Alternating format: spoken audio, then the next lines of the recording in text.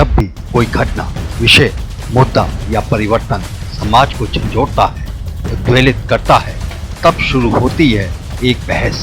पक्ष विपक्ष में चलते हैं तर्क, जन्म लेते हैं विचार। चर्चा, बहस, तर्क वितर्क से लेकर विचार बनने तक का सफरनामा है मून न्यूज का कार्यक्रम नजरिया। समसामयिक विषयों पर सीधी बात, नजरिया।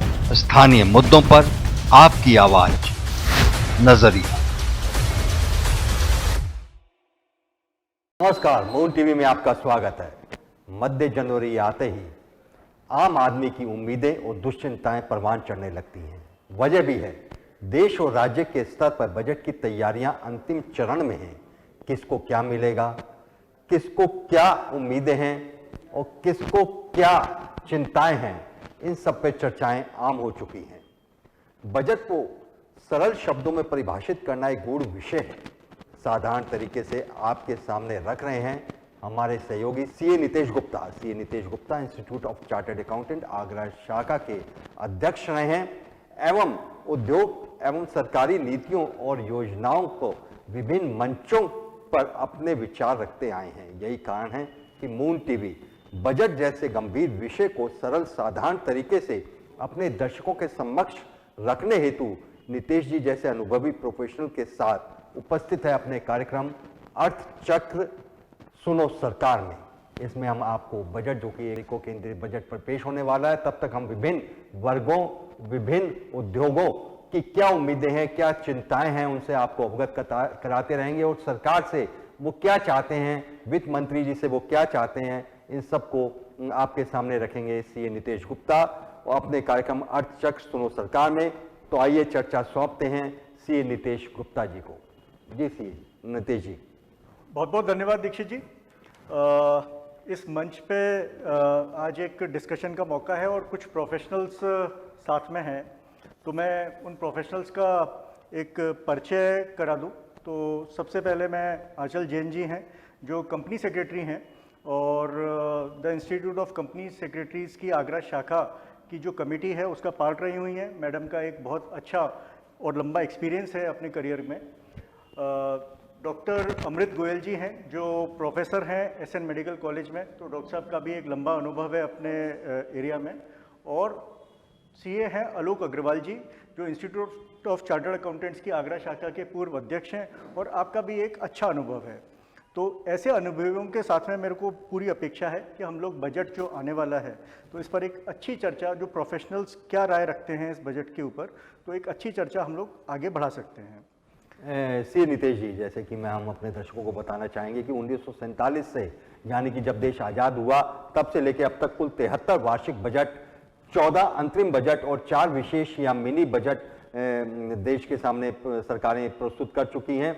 और जो सबसे टर्निंग पॉइंट था 1991 में जो बजट पेश हुआ था, वो महत्वपूर्ण बजट इसलिए कहा जाता है कि जब भारत ने आर्थिक उदारीकरण के पक्ष में अपना फैसला सुनाया था। और अब ये माना जा रहा है कि जब 2023 का जो बजट आने वाला है, चूंकि ये 2023-24 का बजट लोकसभा चुनाव से पहले का पूर्ण बजट होगा, जाहिर है मोदी सरकार चाहेगी कि कई सारी ऐसी घोषणाएं हों जो लोक लुभावन होने के साथ साथ वोट खींचने की मशीन साबित हों। तो इसलिए बजट कैसा हो सकता है, इन सब पर हम विभिन्न प्रोफेशनल के साथ बात करेंगे। उनके वर्गों की क्या इच्छाएं हैं उस पर हम चर्चा करेंगे। लेकिन सबसे पहले हम अपने दर्शकों को ये बताना चाहेंगे, एक आम आदमी के रूप में मेरी भी जिज्ञासा रहती है कि सरकारी बजट को सरल शब्दों में कैसे परिभाषित किया जा सकता है। जी नितेश जी। तो बजट को हम बिल्कुल उसी तरह से समझें कि जैसा एक घर में गृहिणी जो है जब अपना कोई काम कर रही होती हैं तो एक बजट बनाती हैं और उस बजट को कुछ तरीके से बनाती हैं कि उनको उनके कितने आमदनी हो रही है और कितना खर्चा हो रहा है। तो इसी आमदनी और खर्चे का जब वो एक अपने, वैसे तो नॉर्मल तौर पर वो अपने दिमाग में रखती हैं उसको, लेकिन अदरवाइज अगर मान लीजिए इसको पेपर पे लिख लिया जाए, एक फॉर्मलाइज तरीके से बना लिया जाए, तो हम इसको देश के बजट के साथ में ले सकते हैं। तो देश का बजट भी कुछ तरीके से होता है कि देश की क्या प्राप्तियां हैं और क्या खर्चे, सरकार क्या प्राप्तियां करने जा रही है और सरकार किस तरीके से उन प्राप्तियों के एवज में खर्चे करेगी। तो यही एक बजट को हम, जो एक इजी लैंग्वेज है, उसमें समझ सकते हैं। सीए हमारे साथ और उपस्थित हैं, सीए आलोक जी। सीए जी, एक आम कॉमन मैन के रूप में मैं ये जानना चाहता हूँ, और मेरे साथ साथ जो हमारे प्रोग्राम देख रहे हैं वो दर्शक भी जानना चाहेंगे कि सरकार को किसी भी वर्ष के दौरान होने वाले खर्चों के बारे में पहले से कैसे पता चलता है? देखिए, सरकार के पास विभिन्न एजेंसियां हैं जो सूचनाएं संग्रहित करती हैं। एक जैसे स्टैटिस्टिकल डिपार्टमेंट होता है, ये अलग अलग उद्योगों के माध्यम से स्टैटिस्टिक और बहुत सारी सूचनाएं एकत्रित करता है। साथ ही साथ जो इंडस्ट्री होती है, इंडस्ट्री में भी जो अलग अलग रिटर्न फाइलिंग के मैकेनिज्म है, उससे सरकार को बहुत सारी सूचनाएं संग्रहित करने का मौका मिलता है, और उन्हीं सूचनाओं के आधार पर सरकार ये तय करती है कि आने वाले बजट में कहाँ पर संशोधन की जरूरत है, कहाँ टैक्स की प्राप्तियां बढ़ाने की जरूरत है, कहाँ टैक्स में छूट देने की जरूरत है, और किस तरीके से देश के बजट को डिजाइन किया जाए। ये सारी सूचनाएं सरकार को वहां से मिलती है। जी जी जी, नितेश जी। एक सवाल मैं आंचल जी आपसे करना चाहता हूं कि ईज ऑफ डूइंग बिजनेस, इस पे सरकार का एक गहन फोकस रहा है, और विगत कुछ वर्षों में इंडस्ट्री ने ये फील किया है कि ईज ऑफ डूइंग बिजनेस में इंडिया एज अ कंट्री एक अच्छे कदम उठाए गए हैं। आप इसमें और क्या सुधार बता सकते हैं कि ईज ऑफ डूइंग बिजनेस के लिए जो हमारा कॉर्पोरेट जगत है उसको क्या और सुविधाएं मिले माननीय वित्त मंत्री जी के द्वारा, जिससे कि उसे और फील हो कि हाँ उसके लिए बिजनेस करना और इजी हुआ है? नितीश जी, पहले तो मैं आपको थैंक यू कहना चाहूँगी कि आपने मुझसे ये प्रश्न नहीं पूछा कि घर की किचन को क्या अपेक्षाएं इस बजट से। जनरली नहीं तो अगर कोई फीमेल मेंबर बजट चर्चा पे बैठी हो तो ये प्रश्न उसके सामने आता ही है। एनीवेज, लाइटर साइड पे था। ईज ऑफ डूइंग बिजनेस इस सरकार का शुरू से एक बहुत बड़ा एजेंडा रहा है, और उसके लिए उन्होंने बहुत सारे कदम उठाए। एक्चुअली विजन बहुत अच्छा है, लेकिन इम्प्लीमेंटेशन में कहीं ना कहीं जो प्रभाव आना चाहिए वो कॉर्पोरेट जगत को या आम जनता को नहीं मिल रहा। ईज ऑफ डूइंग बिजनेस के जो कदम है उससे इंडिया का जो हमारे देश का ईज ऑफ डूइंग स्टैटिस्टिक्स में जो पायदान है वो ऊंचा स्तर हर साल दर बदर बढ़ रहा है। परंतु अगर इम्प्लीमेंटेशन की बात करें, जैसे हम बात करें कंपनीज और एलएलपी के इनकॉर्पोरेशन की, तो उसमें सरकार इंटीग्रेटेड फॉर्म लेके आई, स्पाइस फॉर्म, जिसमें कंपनी एक साथ इनकॉर्पोरेशन के साथ साथ pan, tan, GST, provident fund और कई तरह के रजिस्ट्रेशन इसमें हैं, लेकिन फिर भी सिंगल विंडो सिस्टम अभी तक इम्प्लीमेंट नहीं हुआ। बहुत सारे और रजिस्ट्रेशन रह जाते हैं जो एक कंपनी को या एलएलपी को इनकॉर्पोरेशन के टाइम पे चाहिए होते हैं, जैसे एफएसएसआई है या इंडस्ट्री स्पेसिफिक। अगर उस फॉर्म में अगर एनआईसी कोड मांगा जा रहा है तो उस कोड से रिलेटेड और भी रजिस्ट्रेशन उसी तरीके से सिंगल विंडो सिस्टम के साथ उसको किया जाए। दूसरा, इसमें मैं ये कहना चाहूँगी कि इसमें क्योंकि सेंट्रल गवर्नमेंट, केंद्र सरकार और राज्य सरकार को मिलके प्रावधान लाने चाहिए, जिससे कि स्मूथ रजिस्ट्रेशन और लाइसेंस सिस्टम बिल्कुल खत्म हो जाए।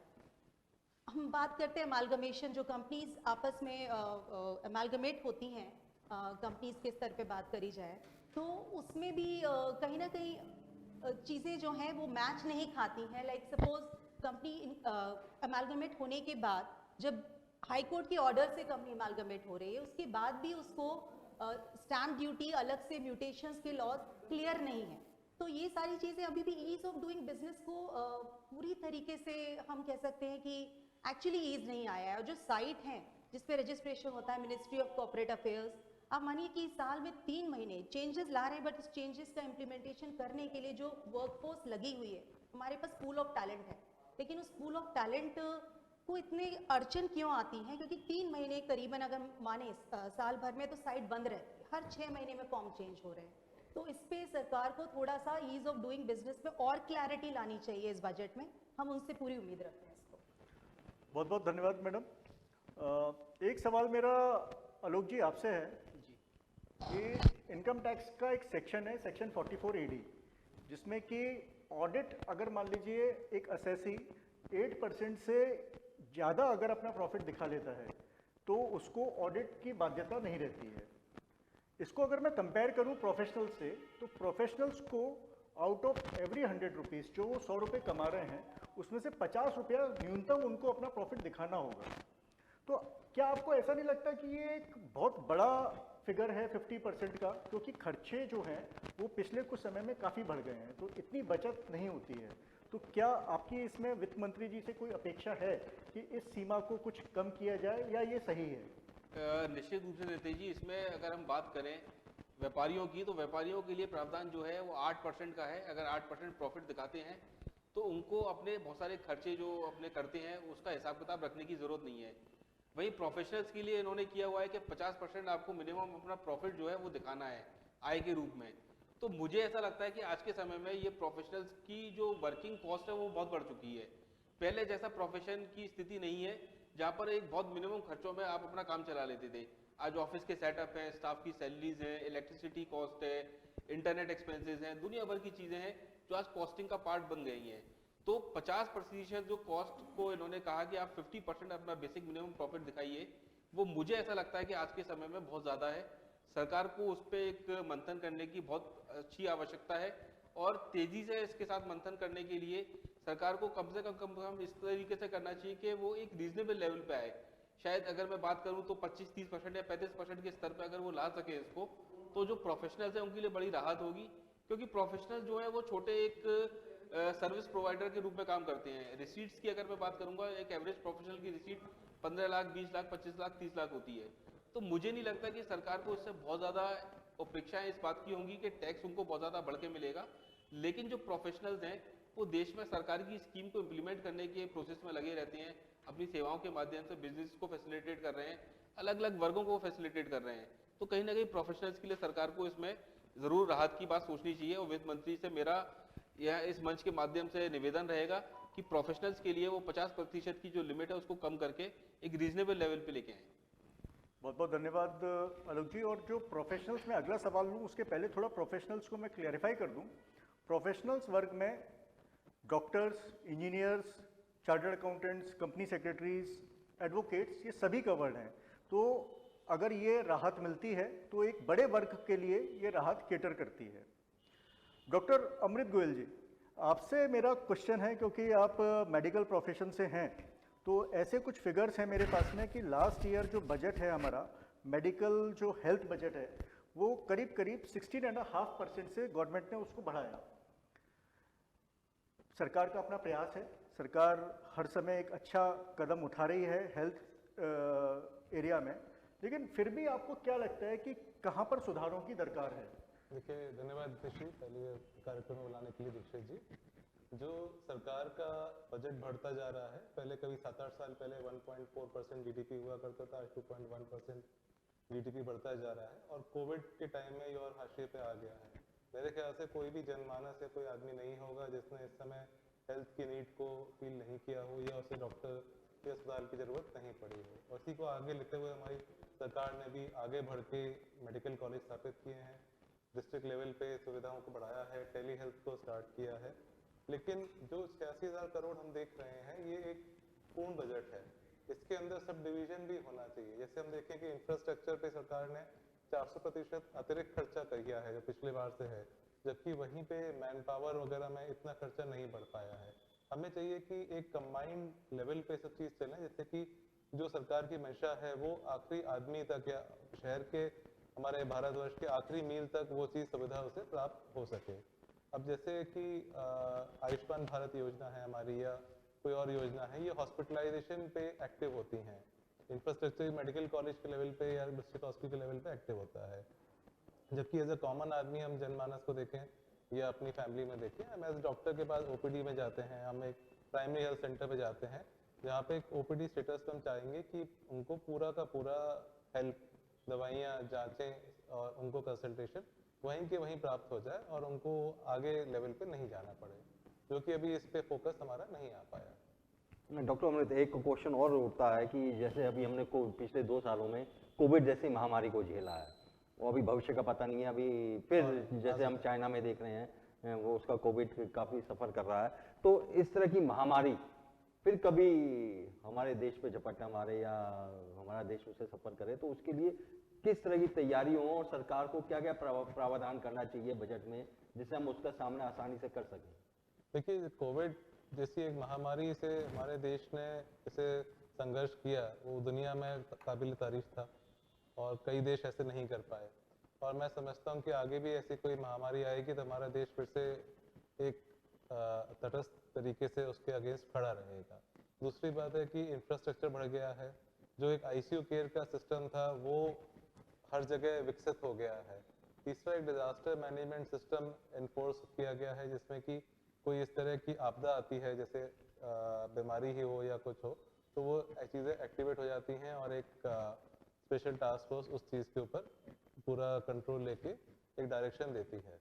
और इसी के तहत हम चाहेंगे कि सरकार भी बजट लगा के और उसमें इनोवेशन और रिसर्च के साथ वैक्सीनेशन पे ध्यान दे, जिससे कि बाकी जो बीमारियां हैं वो कभी ऐसे दोबारा विकराल रूप ना लें। जी मेरा मैडम आपसे क्वेश्चन है, कंपनीज और लिमिटेड लायबिलिटी पार्टनरशिप्स, क्योंकि आप कंपनी सेक्रेटरी हैं तो इसको बहुत अच्छे से आप समझा पाएंगी कि थोड़ी सी विसंगति हम देखते हैं कि टैक्सेशन जो रेट है वो दोनों में डिफरेंस है। एलएलपी बनाने का या एलएलपी के तहत मेरे को काम करने का कोई बहुत इंसेंटिव नहीं है, तो क्या सरकार को एलएलपी और कंपनीज में जो विसंगति है टैक्सेशन रेट में, इसको क्या इस बजट के माध्यम से वित्त मंत्री जी को इस पे कुछ प्रयास करना चाहिए एक रूपता लाने के लिए? जी नितेश जी, कंपनीज के लिए 2019 में कंसेशनल टैक्स रेट आया जो कि 15% रखा गया, और पिछले साल 15% किन कंपनीज के लिए रखा गया? जो नई मैन्युफैक्चरिंग इकाई हैं जो उसके बाद इनकॉर्पोरेट हुई उस डेट के बाद, और अभी लास्ट ईयर के बजट में जो डेट ऑफ इनकॉर्पोरेशन है उसको एक्सटेंड करके 1 मार्च 2024 तक करा गया है। तो पहली चीज़ तो हम ये देखें कि जो हमारे देश में कंपनियां अभी तक कितनी रजिस्टर्ड हैं, 15 लाख करीबन कंपनियां रजिस्टर्ड हैं, और 21 फाइनेंशियल ईयर 21-22 में ही 1.67 लाख करीब कंपनियां रजिस्टर हुई। तो यानी कहीं ना कहीं हमें सरकार का इस सराहनीय कदम को मतलब एक्सेप्ट करना चाहिए कि उन्होंने मैन्युफैक्चरिंग इकाई के लिए अलग से कंसेशनल रेट लेके आए। तो एक ये हमारी एक्सपेक्टेशन है कॉर्पोरेट जगत की कि ये जो 1 मार्च 2024 की डेट दी है इसको कम से कम एक बार में 5 साल और बढ़ाएं, जिससे कि मैन्युफैक्चरिंग सेक्टर को उसमें जो कंपनियां इनकॉर्पोरेट हो रही हैं उनको एक भरोसा हो। और दूसरी तरफ अगर हम देखते हैं तो एलएलपी है क्या, पहले मैं थोड़ा सा उसमें बता दूं। उसमें आप मानिए कि पार्टनरशिप फर्म और कंपनीज के अच्छे अच्छे गुण अगर मिला दिए जाए तो एलएलपी बनती है। तो अब पार्टनरशिप फर्म की जगह अगर सरकार एलएलपी को प्रमोट करे जो कि ज़्यादा ऑर्गेनाइज्ड है, ज़्यादा ट्रांसपेरेंट है, अकाउंटेबल है, तो उसको प्रमोशन के लिए आपने जो टैक्स रेट रखा हुआ वो फर्म जैसा रखा हुआ है, तो ये बहुत डीमोटिवेशनल फैक्टर है।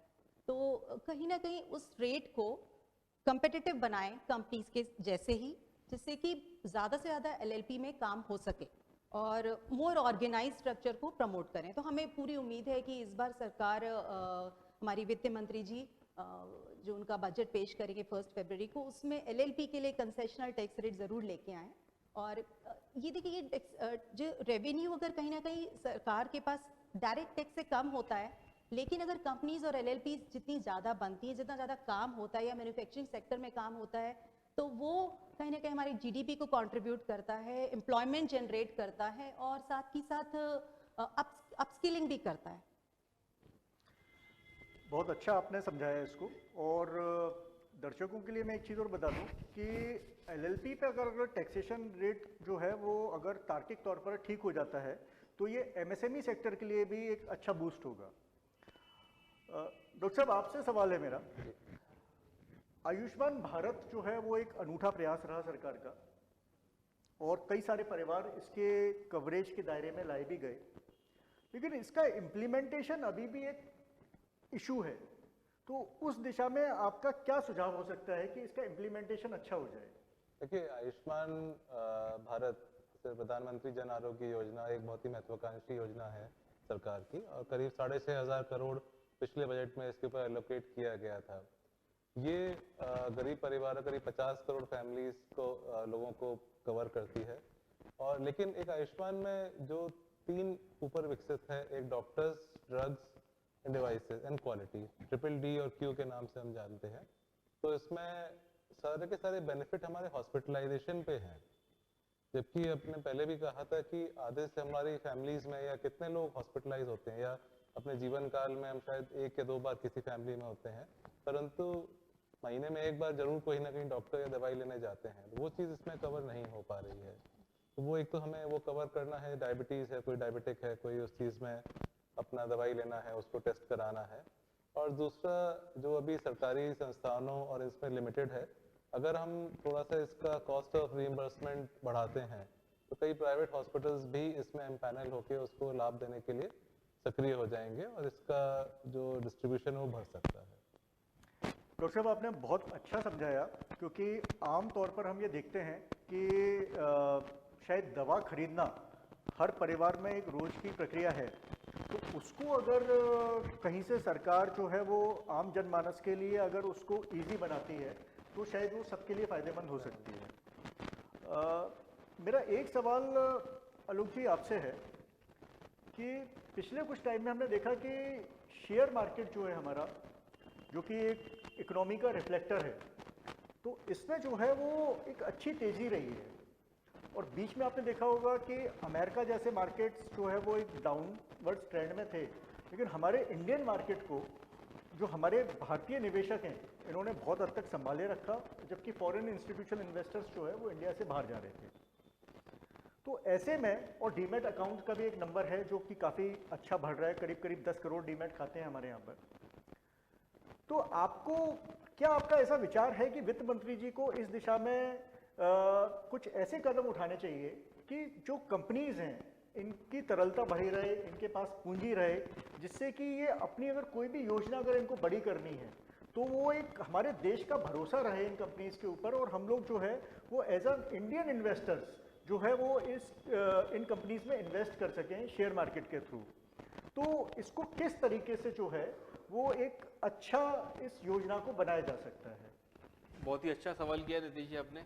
हम सभी देख रहे हैं हाल फिलहाल के दिनों में और कुछ सालों में, पिछले विगत अगर मैं बात करूं 2 वर्षों में भारतीय शेयर बाजार ने बड़ा अच्छा प्रदर्शन किया है। जहां पर हमने देखा कि दुनिया भर के शेयर बाजारों में मंदी रही है, लेकिन भारतीय शेयर बाजार निरंतर आगे बढ़ते रहे हैं और जो निवेशक हैं उनको अच्छा लाभ देते रहे हैं।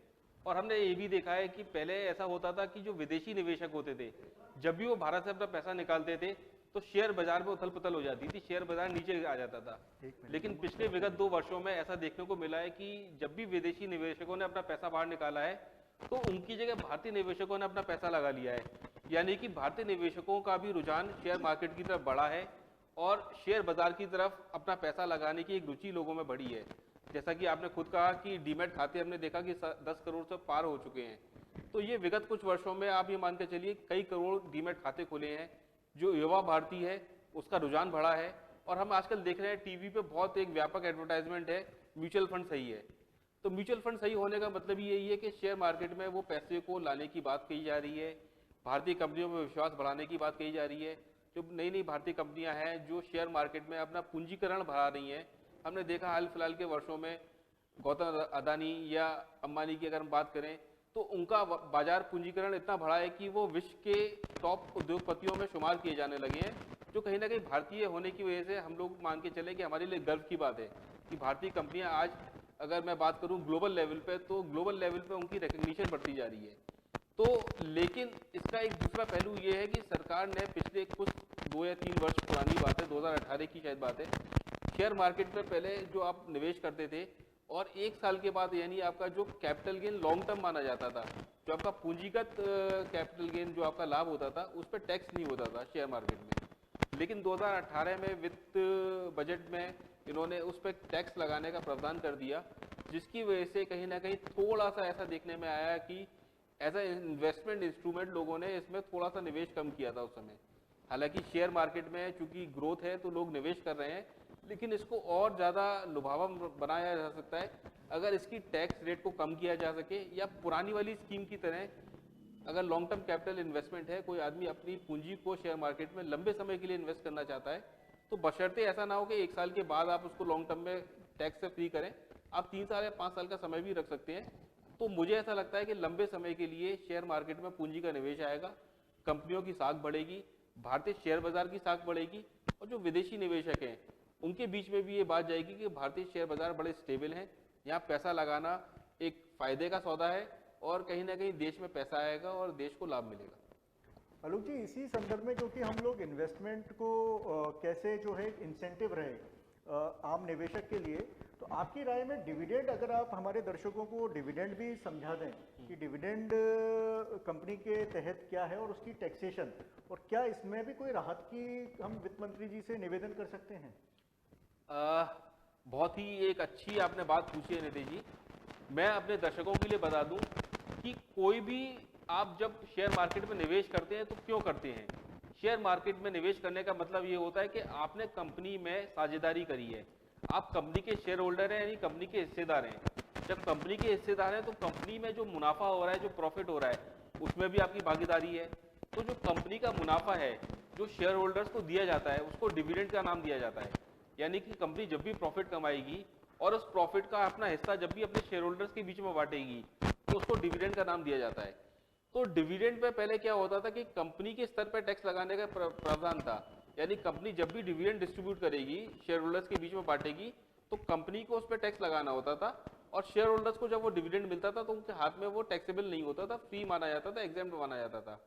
लेकिन विगत कुछ वर्षों पहले, 4 वर्ष पहले की बात अगर मैं आपको बताऊं, तो उन्होंने क्या किया कि कंपनीज के हैंड में उसका टैक्स हटा दिया और शेयर होल्डर के हैंड में टैक्सेबल कर दिया।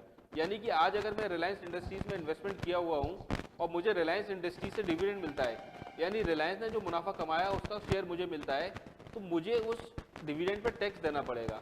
उसमें उन्होंने छूट का प्रावधान किया हुआ है कि 1 लाख रुपए साल तक का डिविडेंड एग्जेम्प्ट है, लेकिन मुझे उस पर टैक्स देना पड़ेगा। तो मुझे ऐसा लगता है कि वो चीज़ सही नहीं है। उसका एक रीज़न बहुत बड़ा, एक स्पष्ट अगर मैं करूं, कंपनी जब भी मुनाफा कमाती है तो उस पर टैक्स देती है, और टैक्स देने के बाद जो मुनाफा बचता है उसको अपने जब अंशधारकों यानी शेयर होल्डर के बीच में बांटती है तो दोबारा टैक्स की लायबिलिटी आ रही है। तो अगर मैं नीतिगत रूप से बात करूं तो ये डबल टैक्सेशन है। एक ही कमाए गए मुनाफे को पहले आपने टैक्स दिया, फिर जब उसको बांटा अपने शेयर होल्डर्स के बीच में तो दोबारा टैक्स दिया गया। तो मुझे ऐसा लगता है कि ये बिल्कुल गलत है और वित्त मंत्री को इस पर बहुत विचार करना चाहिए। और अगर डिविडेंड्स पर टैक्स हटाने की बात कही जाएगी तो शेयर मार्केट में उछाल आएगा, आपका निवेश जो है वो बढ़ेगा और लोग इसको एज ए इन्वेस्टमेंट टूल, क्योंकि आज हम देख रहे हैं कि गोल्ड में इन्वेस्टमेंट हो रहा है, हम गोल्ड इंपोर्ट कर रहे हैं और इंपोर्ट ड्यूटी हम बहुत सारी गोल्ड पे लगाई हुई है, क्योंकि विदेशी मुद्रा बहुत सारी खर्च होती है गोल्ड को इंपोर्ट करने में। साथ ही साथ जो अगर हम बात करें एफडीज की, तो लोग एफडीज में भी निवेश करते हैं। हालांकि अगर हम एफडी की इंटरेस्ट रेट देखें तो बहुत कम है, आज लगभग जो हमारी महंगाई दर है उसके बराबर है, यानी हमें कुछ लाभ ज़्यादा मिलता दिखाई नहीं देता। और शेयर मार्केट में अगर हम बात करेंगे विगत 15 साल की, 20 साल की, 25 साल की, तो एक 12 से 14% का निवेशक को लाभ होता दिखाई देता है। तो अगर ये एज ए इन्वेस्टमेंट इंस्ट्रूमेंट की बात करेंगे तो ये बड़ा अच्छा इन्वेस्टमेंट इंस्ट्रूमेंट हो सकता है। और डिविडेंड पे अगर टैक्स रिड्यूस करें या हटा दें तो वापस से शेयर मार्केट में फिर से अच्छा एक हमें रुझान देखने को मिलेगा। मैं बात करूं मध्यम वर्ग की और उसके साथ साथ नौकरी पेशा लोगों की, तो डॉक्टर गोयल पहले आपसे जानना चाहेंगे, आप एक मेडिकल प्रोफेशन के अतिरिक्त नौकरी पेशा भी हैं, आप क्या उम्मीद रख रहे हैं सरकार से कि क्या आपके लिए सरकार करे इस बजट के द्वारा? ये नौकरी पेशा वर्ग को यही चाहिए कि जो हमारी सैलरी आती है उसमें कोई डिडक्शन अलाउ करे जाए, जो एक सैलरी टेक होम है उसमें जो हमारे खर्चे हैं जैसे मेडिकल को लेकर हैं या बच्चों की फीस को लेकर हैं या उनके ट्रांसपोर्टेशन के, उसमें कुछ हमें छूट मिले और निवेश करें, जिससे हमारी टेक होम सैलरी कुछ बढ़ जाएगी। आलोक जी, जो हम पूरे विश्व को देखें तो जिस समय विश्व में जो आर्थिक संकट चल रहा है, चाहे वो रूस यूक्रेन युद्ध की वजह से हो या चाइना में कोविड की वजह से हो, यूरोप भी मंदी के लपेटे में है, तो ऐसे हम भारतीयों में दुश्चिंताएं ज़्यादा हैं, बेरोजगारी की दुश्चिंता है, महंगाई की दुश्चिंता है। तो मध्य वर्ग क्या अपेक्षा करे इस बजट के द्वारा कि उसकी जेब हल्की ना हो, कुछ उसकी जेब में अतिरिक्त आमदनी आए? देखिए, जैसा कि आपने शुरुआत में कहा कि 23-24 का बजट है और शायद अगले साल जो हमारे केंद्र सरकार के चुनाव होने वाले हैं उससे पहले का पूर्ण बजट है, तो निश्चित रूप से सरकार के दिमाग में भी ये चीज़ होगी। और जब ऐसा होता है कि ये जब चुनावी वर्ष का बजट होता है तो लोगों की अपेक्षाएं बढ़ जाती हैं और मध्यम वर्ग आपने हाल फिलहाल में देखा होगा कि महंगाई की मार से बहुत तेजी से जूझ रहा है। खाद्य वस्तुएं बहुत महंगी हो चुकी हैं। एक आम जो मानस है, जो जनमानस है, उसको इस महंगाई की मार बहुत ज़्यादा भारी पड़ रही है। तो निश्चित रूप से अपेक्षाएं होंगी कि सरकार कुछ ना कुछ तो रियायत दे। जैसा कि डॉक्टर साहब ने कहा कि टैक्स में कुछ रियायत अगर मिल जाती है तो जेब कुछ हल्की होना कम हो जाएगी और कुछ पैसा ज़्यादा बचेगा जिसको वो अपने इच्छाओं के हिसाब से खर्च भी कर सकता है, निवेश भी कर सकता है। साथ ही साथ मुझे ऐसा लगता है कि जो हमारा जीएसटी है, जीएसटी की कुछ दरों में अगर गवर्नमेंट कुछ ऐसे प्रावधान लेके आए, हालांकि जीएसटी में क्या है कि बजट में ज़्यादा प्रावधान नहीं आते क्योंकि जीएसटी काउंसिल उनको बीच बीच में देखती रहती है, लेकिन फिर भी अगर मान के चलिए कि अगर आम आदमी की मैं बात करूं, मिडिल क्लास की बात करूं, तो जो रोज़मर्रा की चीज़ें हैं उन पे अगर टैक्स की दरें कुछ कम होंगी तो निश्चित रूप से रोज़मर्रा की चीज़ों पे लाभ मिलेगा, महंगाई भी कंट्रोल में आएगी और जो आम मध्यम वर्ग है उसको राहत महसूस होगी। जी अचल मैडम, आपसे क्वेश्चन है मेरा कि एजुकेशनल इंस्टीट्यूशंस जो है वो अपनी जो इनकम अर्न करते हैं वो टैक्स एग्जेम्प्टेड है, टैक्स फ्री है वो, क्योंकि इनकम टैक्स में कुछ प्रोविजंस हैं जिसके थ्रू वो टैक्स फ्री हो जाती है। क्या आपको ऐसा नहीं लगता कि बड़े एजुकेशनल इंस्टीट्यूशंस को टैक्स के दायरे में लाया जाना चाहिए? नितेश जी, ये आपका जो प्रश्न है इसमें पहले मैं कहना चाहूँगी कि जो एजुकेशन सेक्टर पे सरकार स्पेंड करती है हर साल वो इंक्रीमेंट होता है और इस बार भी उम्मीद है कि और अच्छे अमाउंट में उसको इंक्रीज़ किया जाए, क्योंकि पढ़ेगा इंडिया तो ही बढ़ेगा इंडिया। और दूसरा आपका जो पॉइंट बहुत ही जेन्युइन है कि जो अगर हम एजुकेशनल इंस्टीट्यूट और बाकी एनपीओज़ की बात करें, नॉन प्रॉफिट ऑर्गेनाइजेशंस की, तो वो एक बहुत बड़ा रोल प्ले करते हैं अर्थव्यवस्था में किसी भी देश में, क्योंकि बहुत से ऐसे काम है जो सरकार भी नहीं कर पा रही है, वो ये एनपीओज़ उस चीज़ को पूरा करते हैं। तो कहीं ना कहीं इनको टोटली टैक्स फ्री कर देना सही नहीं होगा। उसके पीछे एक कारण सबसे बड़ा ये है कि इनकी काउंटेबिलिटी नहीं हो पाती है कि भाई आप टैक्स ज़्यादा मत लगाइए, बट एक नॉमिनल अमाउंट ऑफ टैक्स अगर इन एनपीओज़ पे लगेगा तो उससे एक जो प्रॉपर अकाउंटेबिलिटी है, चैनलाइजेशन है और मिसयूज़, जो प्रोविजंस का मिसयूज़ ना हो वो अश्योर किया जा सकता है। तो कुछ मिनिमम अमाउंट जो है टैक्स का इन पे अगर लगे, और जो बड़े एजुकेशनल इंस्टीट्यूट है जो कि बिजनेस की तरह ही उसको काम कर रहे हैं उन पे तो डेफिनेटली आना चाहिए। जी तो साहब, एक सवाल मेरा आपसे है कि 80D एक सेक्शन है इनकम टैक्स एक्ट में जिसमें इंश्योरेंस प्रीमियम की हम लोगों को डिडक्शन मिल जाता है, लेकिन जो मैंने अभी शुरू में भी इस बात को कहा कि हर घर में आप देखते हैं कि अमूमन तौर पर रोज ही दवाइयों का एक खर्चा है। आपके अगर डिपेंडेंट पेरेंट्स हैं, बुजुर्ग हैं, बच्चों की कोई दिक्कत है, आपकी अपनी कोई दिक्कत है, तो क्या इस तरीके का कोई प्रावधान लिया जाना चाहिए कि जो मेरा डेली बेसिस का दवाई का खर्चा है इसको भी मैं कहीं इनकम टैक्स की छूट के दायरे में ले पाऊँ? जैसे आपने बताया कि 80D में हमें मेडिकल रिलेटेड एक्सपेंस या मेडिक्लेम का खर्चा मिलता है। एक तो आज की डेट में जो मेडिकल कंपनी जो खर्चा है 25,000 एक बहुत ही नॉमिनल अमाउंट है। एक अच्छे अगर आपके पेरेंट्स भी हैं आपके साथ तो एक 50-60 हज़ार का खर्चा होना मेडिक्लेम में कोई छोटी बात ही है। दूसरा, एक हमारा हॉस्पिटलाइजेशन जो 5-10% हमारी हेल्थ नीड है, उसके अलावा ओपीडी का ट्रीटमेंट जिसमें डॉक्टर्स की फीस, फार्मेसी, इसमें हमें दवाइयाँ खरीदना, इक्विपमेंट जैसे बीपी इंस्ट्रूमेंट है, इन सब चीज़ों के ऊपर हमें पैसा खर्च होता है। उसका भी अगर हमें कुछ डिडक्शन मिल जाए, या प्रिवेंटिव हेल्थ केयर चेकअप कि हर साल हम टेस्टिंग कराएं, या हम कुछ हेल्थ बचाने के लिए कुछ जिम ज्वाइन करें, या कुछ योगा के आसन करें, उसकी मेंबरशिप करें, इन सब का एक हेड होना चाहिए जिसके ऊपर हमें इसी प्रावधान या इसके अलग किसी उसमें कुछ छूट मिल सके जो कि इस चीज़ को प्रमोट करेगा आम पब्लिक में, जनरल हेल्थ को। बहुत बढ़िया सुझाव है डॉक्टर साहब आपका कि अगर मैं योगा सेंटर या जिम या इस तरीके की कोई एक्टिविटी करता हूं और उसकी अगर कोई मेंबरशिप लेता हूं तो उस पर अगर मेरे को इनकम टैक्स में कोई बेनिफिट मिल जाए तो ये प्रमोट करता है उस चीज़ को। तो मित्रों, ये हम जानने का प्रयास कर रहे हैं कि आम आदमी से लेकर खास वर्ग तक विभिन्न वर्गों के प्रतिनिधि क्या अपेक्षा रख रहे हैं केंद्रीय बजट से। ये सिलसिला हम जारी रखेंगे सीए नितेश गुप्ता के साथ अपने कार्यक्रम अर्थचक्र सुनो सरकार में। आपसे फिर मुलाकात होगी विभिन्न वर्गों के प्रतिनिधियों के साथ। तब तक के लिए आगे दिए नमस्कार। आप लोग हमारे स्टूडियो में आए, बहुत बहुत धन्यवाद। धन्यवाद।